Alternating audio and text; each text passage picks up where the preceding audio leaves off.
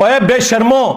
جن کے ابوں نے اشرف علی تھانوی رسول اللہ اور چشتی رسول اللہ اور شبلی رسول اللہ اور معاویہ رسول اللہ پڑھوایا ہوا ہے،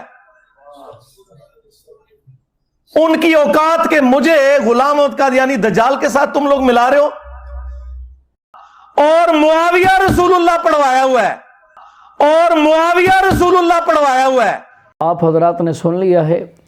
کہ مرزے کا دجل، مرزے کا فریب، کہ اس نے کہا کہ